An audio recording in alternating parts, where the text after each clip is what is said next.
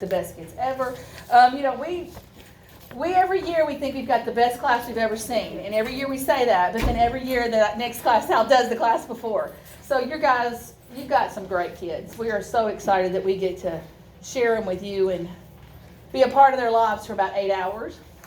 Do you want to do the slide? Yeah, let me. You got the clip going on?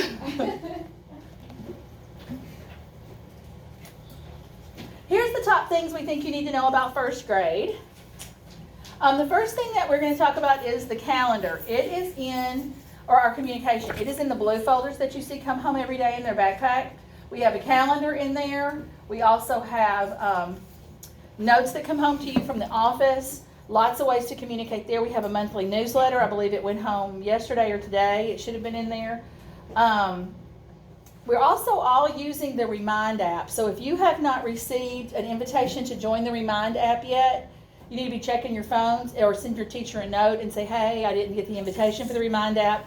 And she can tell you what number to text on your phone, and it immediately signs you up. And then we can text back and forth with you, send you pictures, and it's just you and us talking, and no one else knows your business. So it kind of keeps it a little bit, it's better than, my thought's better than Facebook. That way, not everybody has pictures of your kid. It's more just you and us talking and nobody else. So if we send something out that says, hey parents, blah, blah, blah, it's not necessarily you we're sending it to. It's kind of like the whole group.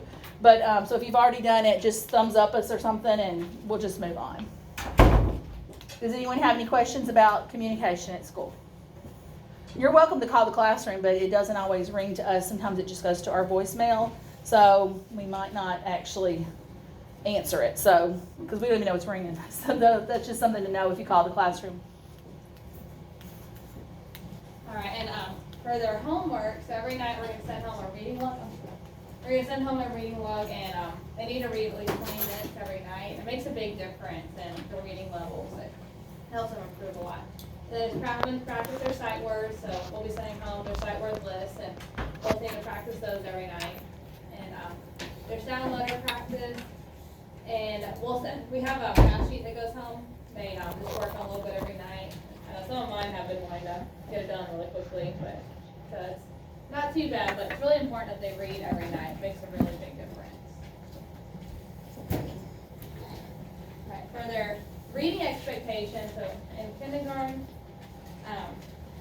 they go advance 4 reading levels during the whole year. So they start at a level A, and their goal is to try to get to a level D.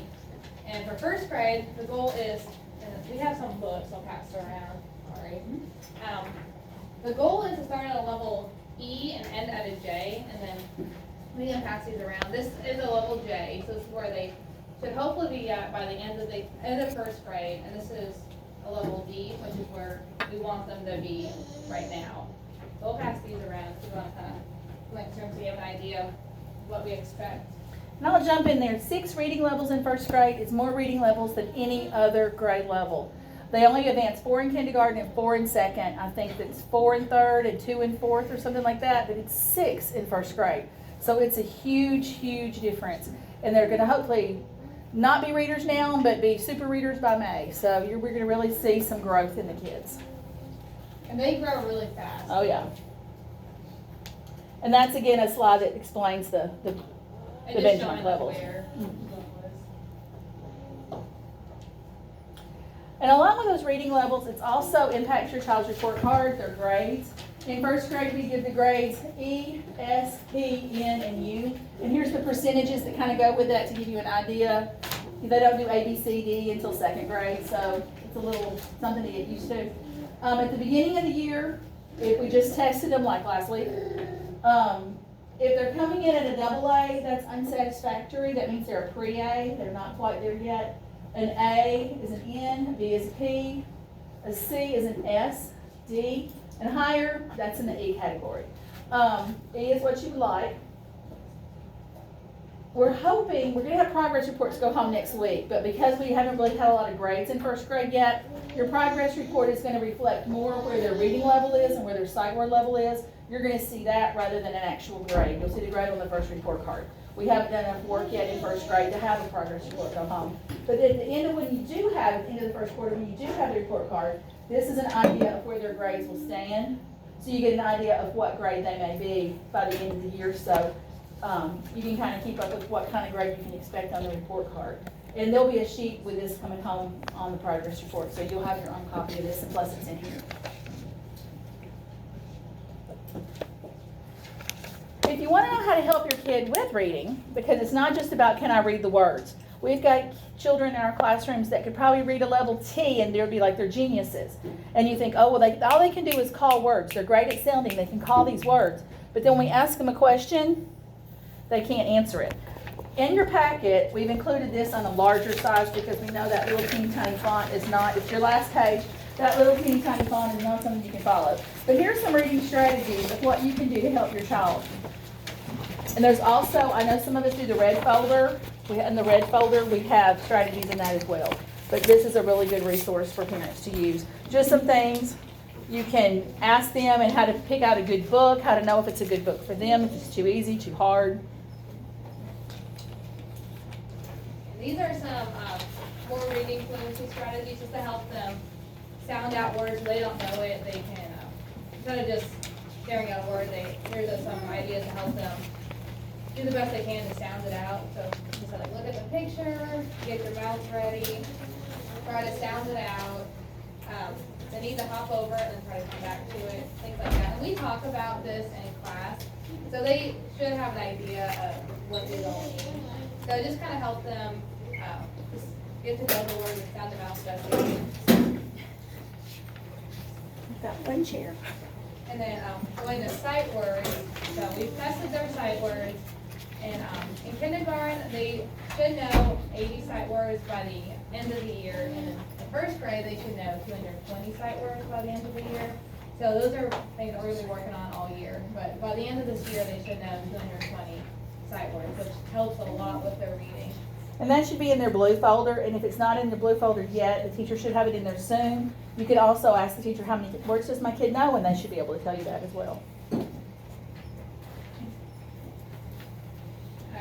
And so their sight words they're the most frequently used in the English language. They're a word that you see all the time.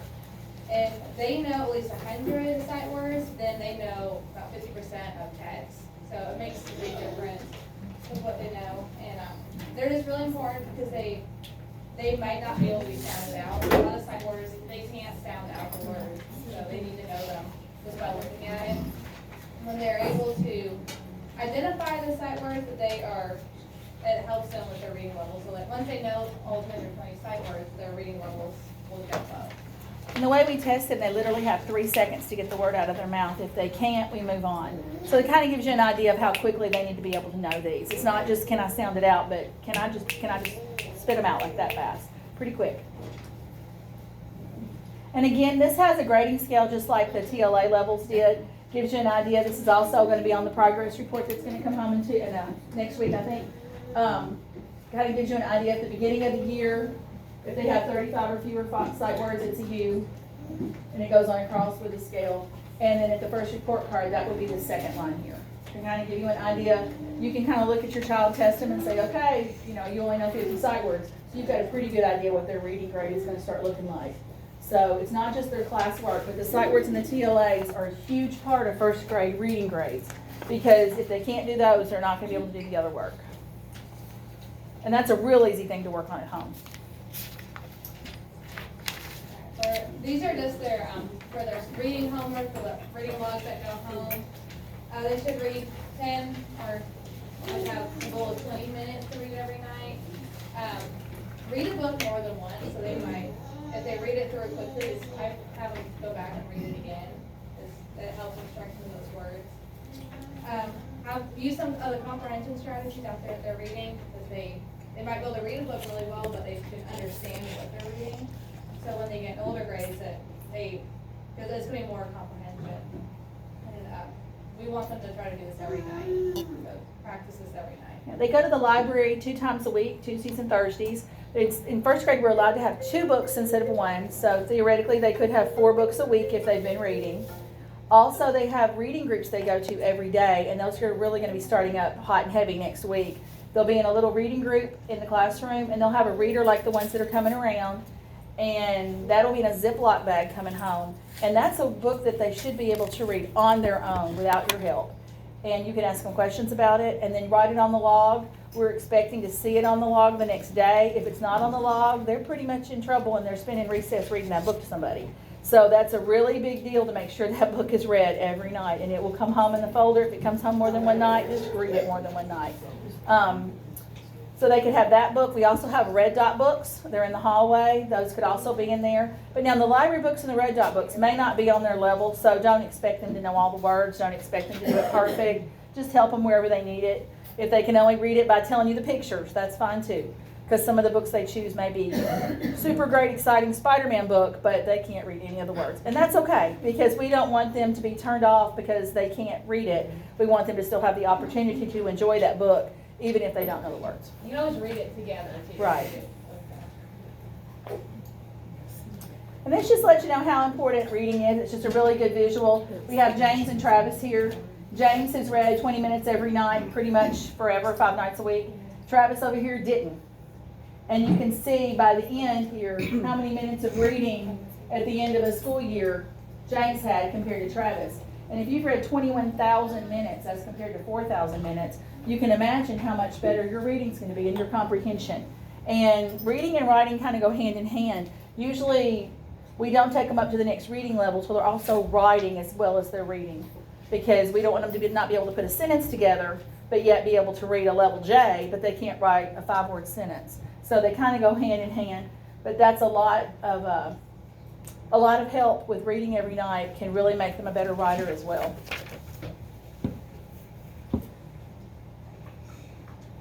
Alright, their handwriting, it's important that they know the correct upper and lower case, how to form the letters. And they should be able to write their name correctly, not in all capital letters. So we practice that quite a bit in school, but that's something that they should be able to do.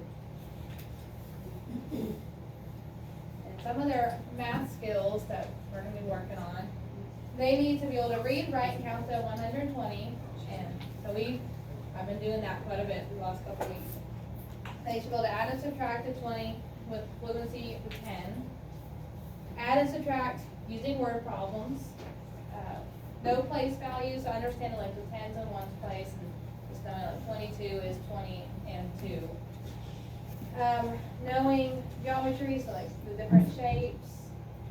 Have a hundreds chart to find 1 more, 1 less, 10 more, and 10 less. Greater than, less than, equal to symbols. So 5 is greater than 3. We're going to work on telling time to the hours and half hours. Eventually we'll get to adding and subtracting 2-digit numbers. Adding 3 numbers in a column, so like 2 plus 5 plus 6. We'll be working on measurements, making and reading graphs, fractions, and then money, so they need to know their coins, and hopefully work on adding them. And again, we have an idea for math skills at home. I know one of the big things I did with my son is sometimes we would go out to eat at a restaurant, and while we were waiting on the food, we grabbed the sugar packets off the table, and I made math problems with the sugar packets. Anything you can think of that helps him with math, it's a great idea.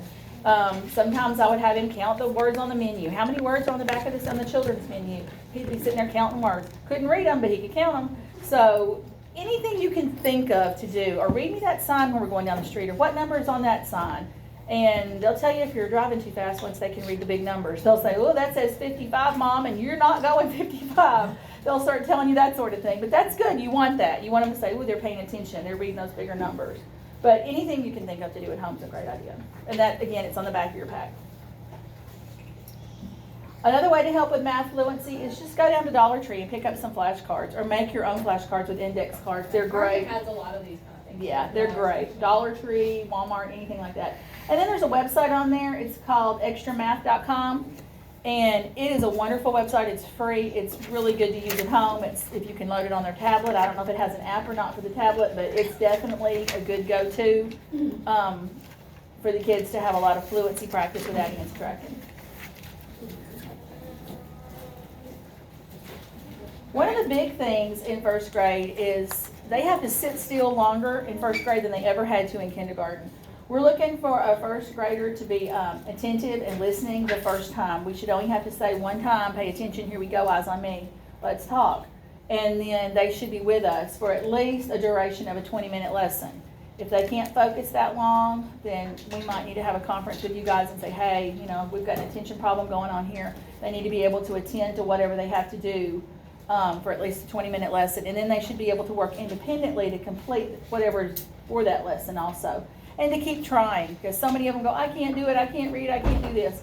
You know, we want them to keep trying. Perseverance, that's a big thing in first grade. You don't give up. And if you make a mistake, well, your brain grew, because now you know how not to do it. All right, and we have something called MTSS, which is multi-tiered systems of support. So it's a program that groups students based on different classes, part of their academic needs. So if they need more support in one area, they'll meet different groups. They'll spend up to an hour with a first grade teacher or another trained person to work on their reading or math skills. So just if they need more help, then we'll be able to provide that. The time of this is the last hour of the day, so the last hour right after specials. So if they get pulled out early, it can hurt their this extra time, which it really helps bring up their reading levels. And they need help in math, it brings up their math skills too. And every kid is in one of these groups, not just kids that need help. Every kid is in there. We're going to meet Thursday and decide who's in what group. So probably by next Monday, you'll have a letter coming home saying if your child is in a support group where they're getting extra remedial help, you'll know that by Monday. If you don't get a letter sometime next week, more than likely they're in what's called a Tier 1 group, which is grade level, and they're still with a different teacher. So.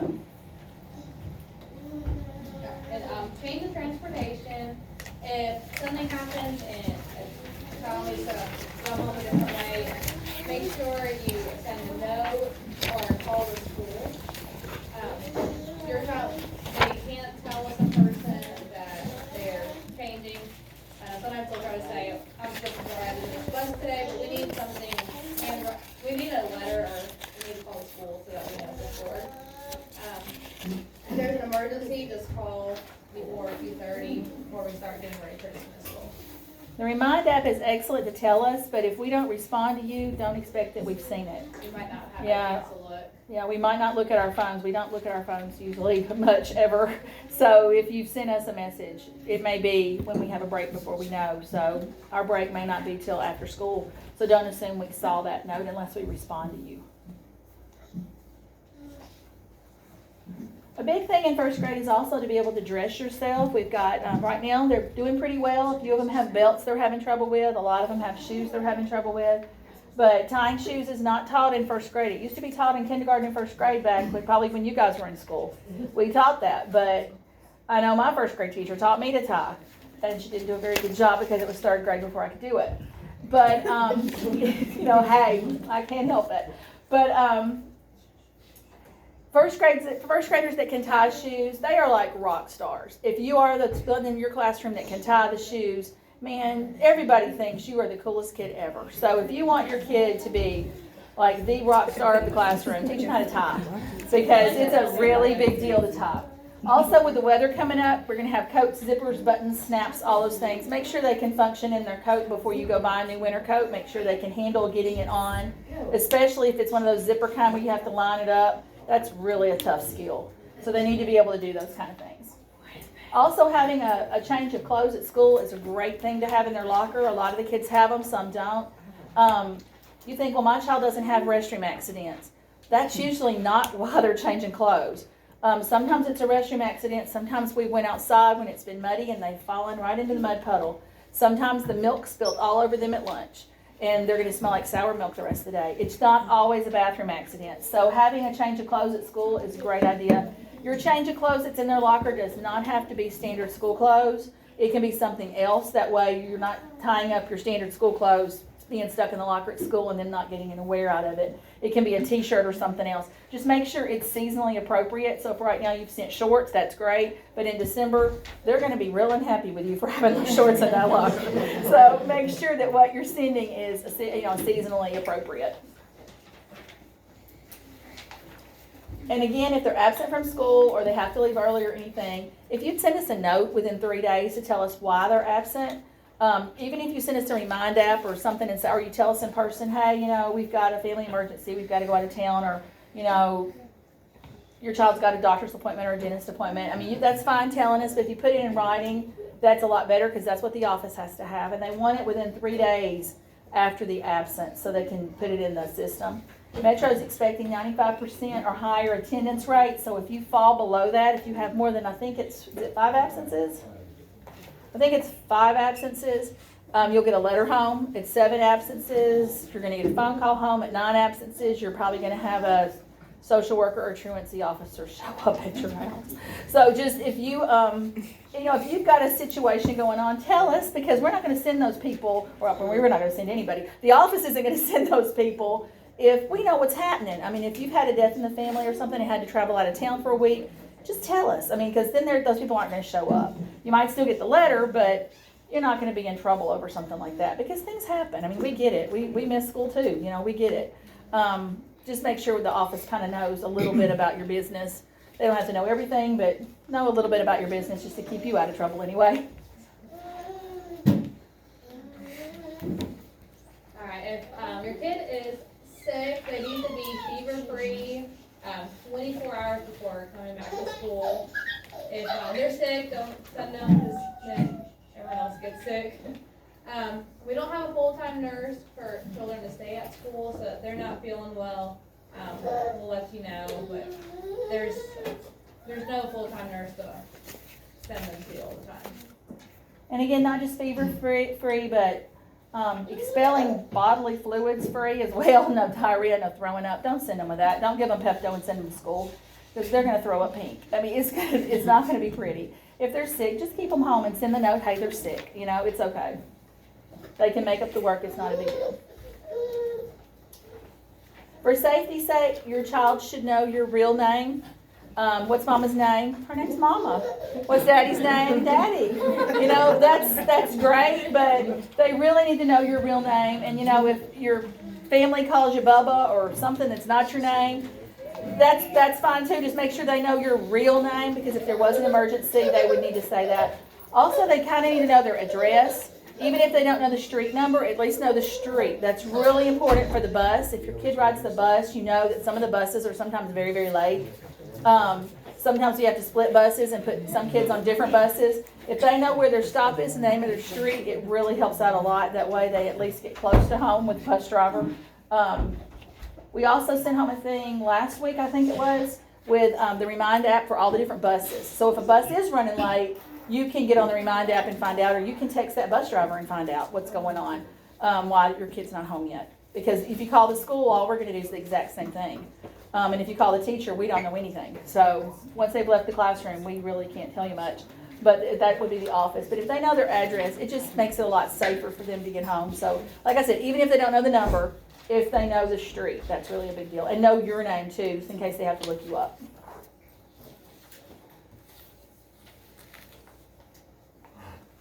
All right. If you want to help just collecting box tops for school, I know there's a new online method. I don't know much about that yet. Does it? Very easy. Okay, I haven't looked into it, but I guess it works. You just scan the receipt. That As makes long it as easy. it's Oh. on the box of whatever you buy. Just the UPC code, scan it? No, just the receipt. It's Oh. so like a, I don't know. That's even better. Just Oh. scan the receipt and it scans it and gives you the points. That makes it easy. As long as you signed up for a company, so. Okay, well, I guess that's one way. I'm hoping PTA sends home something to explain that a little bit better too, but I haven't even tried to do it yet. Yeah, I haven't. I've heard a little bit about it, but not much. But you can still physically cut it out and send it. And if you want to help make copies or be a guest reader, anything like that, just let the teacher know and we'll try to schedule something. You want to help work the first grade booth at the fall festival. Join PTA is $10 for a membership and a t-shirt. And if you want to sign up or be a helper for a day, there's a number that you can call. It should be on your handout. And Miss Ladd, are we going to have English readers in the library at all this year? We're having Spanish readers for Spanish I Heritage. think we're gonna have any English readers stuff coming up. We have Arabic and Amharic sometimes, so we're gonna have English. Miss Claybrooks didn't mention. Well, we're always looking for readers to come. We have special times where we have an Arabic reader or an Amharic reader or a Spanish reader. But it would be great if we could just have an English reader sometimes. And we can do that in the classroom too. So if you're interested in coming to school and sharing a book, just tell us what book you want to share, or you can just pick from one of ours that we have to cover anyway. And it would be great. It doesn't have to be in the library. It could just be with your child's teacher. But we would love to have that. And if you speak another language, we have that going on in the library all the time. This is the lady to tell you're interested in. Ms. Ladd is our librarian assistant. She's also got a first grader.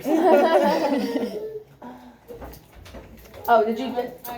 Parent conferences are coming up on Friday, November the 8th. You're going to be getting something about that. They are talking about possibly flexing that out, and instead of having it on Friday all day long when you guys are at work and can't come, maybe doing a couple of nights instead. We're going to be talking about that on Friday to solidify when we're going to have those. But right now, it is tentatively November the 8th. So if you can make arrangements to possibly be off that day, or listen for a call out at your home if you're getting the call outs, to tell you when it's going to be in case we change it Friday. Because we'd like to try to have it maybe a couple of evenings after school to kind of accommodate everyone's schedule. Because I know you can't take off work and come up here. We understand that. We can't get to our own kids' conferences because we're here. So we completely understand that. But notices about that will be coming home very soon. And if you have any questions, we'll be happy to answer whatever we haven't told you. I know there was a lot of information, and we're just so excited about your kids. Yes, ma'am?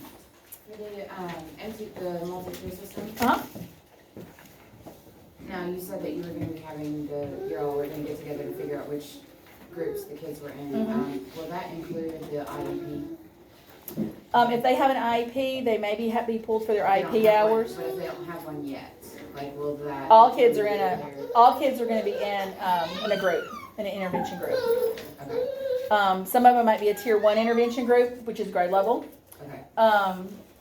I think most of the teachers know what intervention group we're teaching, like, so we know what levels we're kind of teaching. We just don't know which kids we're going to have yet. Okay. And like I said, we're going to look at their scores and look at them individually and figure out who's the best fit for what they need. If they need math, then they'll have a math teacher. That'll be Miss Brake. If they need an enrichment teacher because they're already reading above the grade level, maybe they're already reading a G or an H, and that's great. But if they're already reading that high level, we can put them with a teacher that's going to be teaching on that high level for that whole 45-minute to an hour block. So they're going to get whatever it is they need. So if they need help to go higher, we've got that. If they need help to catch up, we've got that. We've kind of got it across the board with everything. But whether they have an IEP or not, they'll be in a group. Now, their group could be their special ed classroom at that time. It just depends on how the time falls for them. I don't know what their schedule looks like, especially with anybody not in the program yet. Yes, ma'am? For the English readers, how much notice do you all need in order to do that? For the homeroom teacher, probably about a week would be good. A week? Yeah, it's like if you wanted to come to read my class like next Monday, so I'm volunteering you if you want to come next Monday. Just let me know, and then I can make sure, we're in the classroom at whatever time you can come, and we can talk beforehand, like if to pick out the book, or you can bring something. Usually the teacher will have a book in mind that fits with the theme of what we're doing. So like right now we're learning about kindness and being friends to everyone, so the book would be about kind of in that idea, that theme. Okay. It wouldn't be something completely different. But yeah, we would love to have readers. And now we have Read Me Week in March, but you don't have to wait till March if you want to come up to school and read to the class. You don't have to wait. Not at all. They love it. They love having people come Yeah. in and read. And career week's coming up. If any of you want to share your career and come up here, you can talk to the guidance counselors, come up here and tell them what you do for a living. We've had everything from cement truck drivers to real estate agents to teachers. I can't even think of who else has been up here. Cosmetologist, There's a detective. hairstylist. We've had police officers, firemen, postal workers. We've had, you name it, any job you can think of. We pretty much, builders, designers. There was somebody from Sonic. Somebody from Sonic came, tell us how to make milkshakes. That's exciting. Kids love that. They all want to work making milkshakes when they grow up after seeing that. They're all excited. But whatever your job is, come share it. Come share whatever it is, because they love to hear about it. They're excited. So like I said, we've had a little bit of everybody come up here. So if that's something you'd want to do, it's just one day. You'd have a group of 2 classes in the floor, and you would present to them and tell them about your job, and maybe bring something they can look at, and it's real exciting. The kids love it. But that's coming up in the spring, I think. You can talk to the guidance counselors about that. We do have College Week coming up also, so you can promote your favorite football team or where you went to school or whatever. Dress your kids that week in your school colors or the school colors of where you want them to go one day, and start putting that in their head, that idea too. So that's coming up. So lots of things coming up you can come get involved with. We're hoping we can get a band out here from one of the colleges or something special from maybe MTSU or Tribeca down the road here to see if they can bring somebody out and kind of get the kids Have excited. you thought about having some high school students come? We usually have high school students come as readers when we do lots of reading things. This one right there. But usually we coordinate with their high school teacher, and it's part of what their requirements are for their class. We've done that before. And I think they had at Antioch one year, they had a class that they were Future Teachers of America or whatever they call them.